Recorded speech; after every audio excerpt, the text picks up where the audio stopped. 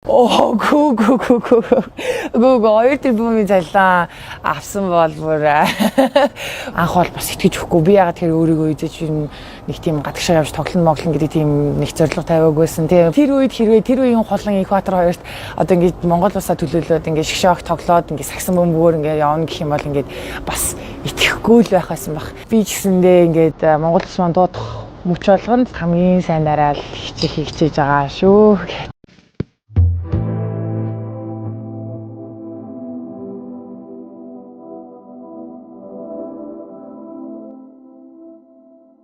Мэдээж сэтгэл маш их тоглож байна. Монгол улс анх удаага дэлхийн аваргын шалгаруулалт тэмцээний зохион байгуулж байна. Дэлхийн аваргад оролцсноо гэдэг чинь өөрөө бас маш том амжилт гэж бодож байна. Дэлхийн хамгийн шилдэг 20 баг гэрнэ. Монгол улс маань Улаанбаатар хотын маань төв зэг дээр Чингис хааныхаа өчөөний өмнө дэлхийн хамгийн шилдэгүүдтэй өрсөлдөн гэдгээр бүр үнэхээр сэтгэл тоглож байна. Би хувьд хамгийн анхны удаа 2019 онд биш 2021 онд дэлхийн аварт оролцож исэн юм байна. Ер нь бол дандаа Европод зохион байгуулагдчихсан 21, 22, 23 онуудад бол энэ бол миний 4-р удаагийн дэлхийн аварга шалгаруулах тэмцээн.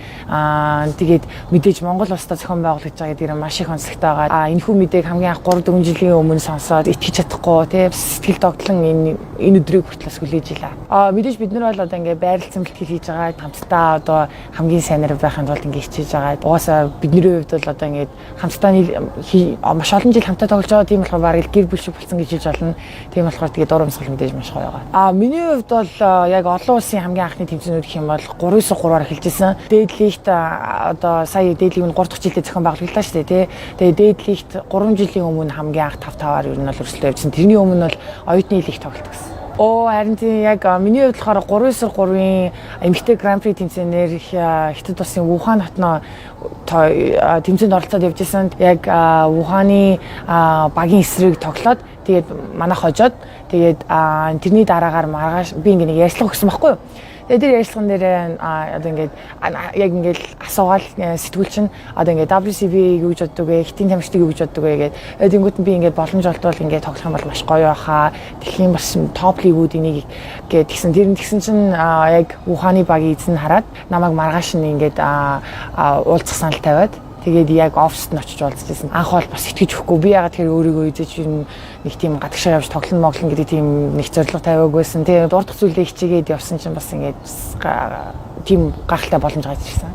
Мэдээж тэр бом хүн гэхээр те тэгээд лигтээ бол 23 багтай маш их өрсөлдөөнтэй дэлхийн хамгийн шилдэг лиг оноруудыг авчиртай WNBA-ийн тамирчдаар ер нь бол маш олон тамирчдтай яг лигийн бөөнд нь ярих юм бол дэлхийн хамгийн шилдэг тамирчтай бас мөр зэрэгцээ тоглож үзсэн. Тэгээд бүр өндөр түвшний одоо professionalism те мэргэжлийн багууд хэрхэн ажилтдаг, мэргэжлийн лиг хэрхэн өрнөдөг, бас мэдээж дээрээс нь бас хятад хүмүүсийн тэр одоо discipline буюу одоо тийм одоо зарчимж байдал те яг тэр өдөр бүрийн бэлтгэлийг хэрхэн хийж байгаа гэдэг ингээд маш их зүйлийг ер нь бол суралцаж авсан гэж бодож. Тийм миний бодлоор бол мэдээж нэг WNBA тэгээд Евролиг тэгээд Азиада бол топ 1.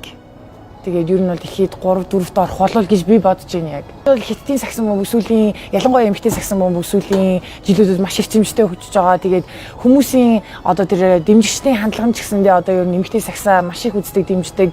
Тэгээд дээрэс нь одоо тэр мөнгө бас маш их хөрөнгө зарцуулж байгаа эмэгтэй сагсандаа. Тэр утгаараас тэр одоо хэдэн жилийн өмнө дэлхийн аваргаар 2-т орж нэг мөнгөн медаль авсан санагдаж байна эмэгтэй шүү. Тэгэхээр ерөнхий бол яг хятадын сагсан бөмбөгийн одоо төвшин бол бас нэлийн өндөр болсон өндөр юм байл.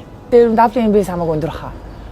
Тэгээ би бол өөрийгөө л гэж хэлэхгүй л дээ. Ер нь бол нэг тэр лигоноор тоглогчд нь яагаад хятадыг зорж иж байгаа юм те. Бүр дэлхийн нөгөө өнцөг болонд тэр WNBA-ийн тамирчдын цалин нь бол нэлийн өндөр юм байл. Хоёр тэрбумын цалин авсан бол бүр тэр чинь бүр маш их мөнгө штэ. Тийм бол цалингаар яваагүй. Тийм тэр бол судлаа мэдээлэл явуулсан. Тэгээ би бүр хаанаас тийм тоо гаргаж ирсэн болоо гэл гахал харчлаа. Гэхдээ мэдээж бол тэгээд амны бэлгээс ашигтай үлээ. Тэгээд тийм хэлээч.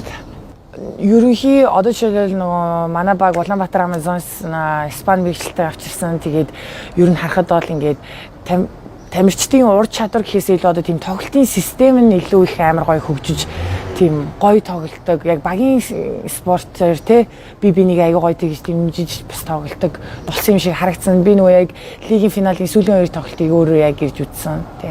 3-3 яагаад монголчуудад жоохон цохиод идэв гэхээр нөгөө нэг богино зайд ажилтдаг тэгээд манай монголчуудын тэр нөгөө нэг бас юмд хурдан дасан зохицох чадвар байдсан болов гэж бодоод идэв. Бас байршлын онцлог ч юм уу жоохон бас хүчтэй те.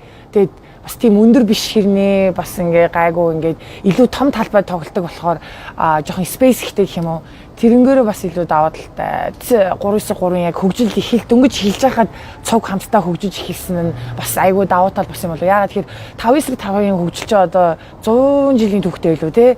Тэгэхээр чи ингээ маш өндөр урт хугацааны түүхтэй одоо спорт 5-5-ийн хувьд тэнгууд ингээд Европын багууд ялангуяа Америк те бүр ингээд одоо тэр хөгжлийн одоо хамгийн өндөр зэгт байгаа хойноос нь ингээд гүйцэж очиход ингээд стил хугацаа хэрэгтэй байгаа. Манай ялангуяа эрэгтэй шгшээ аваад ингээд маш сайхан амжилтуудыг үзүүлж юм. Тэгээд би ч гэсэндээ ингээд Монгол улс маань дуудах мөч болгонд хамгийн сайнараа л хичээж байгаа шүү. Гэтэ одоогоор бол сайн бас амжилт үзүүлж чадаагүй л байгаа. Манай холбоо маань маш сайн дэмжиж байгаа.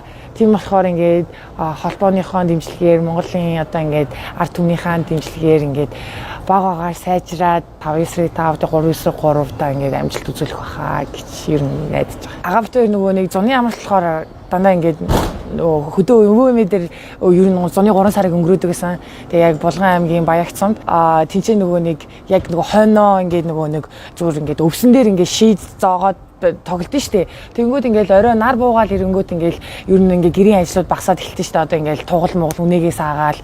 Тэгээл нөгөө хонь моно ялгсныхаа дараа ингээ нэг жоохон завтаа болоод ирэнгүүт ингээ тэр голын бүх хүүхдүүд ирээ тоглолдог гэсэн. Тэгээ би жоохон намхан эмэгтэй болохоор жоохон тоохгүй. Гэтэ ингээл дотор нь ороод алцаал байдаг гэсэн. Тэгээд амар их хилжигддэг гэсэн хоорондоо. Тэгээл тэр үеэс л яг ингээ эргээд харахад бас сагсан бөмбөг тэр дурлах тэр хайр сэтгэл хэлсэн болоо гэж юу боддог. Тэр үед хэрвээ тэр үеийн хулан Экватор хоёрт одоо ингээд Монгол улсаа төлөөлөөд ингээд шгшоог тоглоод ингээд сагсан бөмбөгөөр ингээд явна гэх юм бол ингээд бас итгэхгүй л байх байсан баг. Тэгэхээр бас одоо ингээд эргээд харахад бол бас айгүй гоё санагдсан. Миний Монголд авч исэн бэлтгэлийн ачаалаас бүр хамаагүй илүү санагдсан. Яг ингээд pre-season үлрэлийн өмнөх бэлтгэл гэх юм бол 7 хоногт өдөрт ингээд 3 удаа бэлтгэл хийдэг.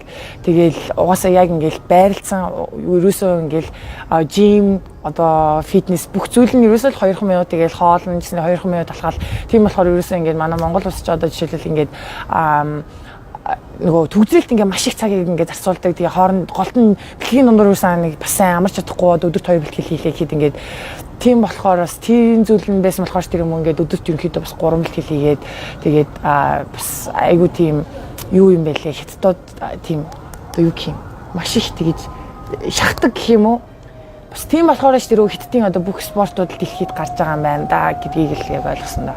Хилний жоохон ялгаа гэх юм уу. Тэгээ миний хувьд болохоор нэг хятадаар маш бага жоохон хэмжээгээр ярьдаг болохоор бас арай гайгүй багийнхантайгаа нэг ойлголцоход бас асуудал арай гайгүй.